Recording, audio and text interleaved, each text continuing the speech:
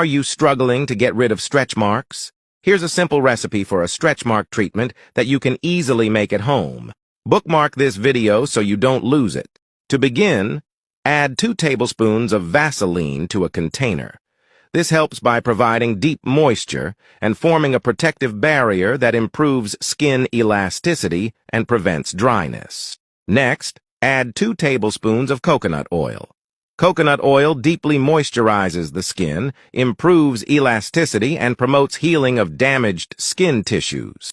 Add 1 tablespoon of aloe vera gel. This is known for its skin healing and moisturizing properties.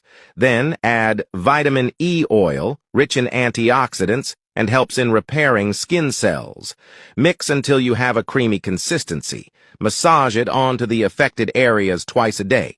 Comment "skin" and I'll send you today's free skincare tip.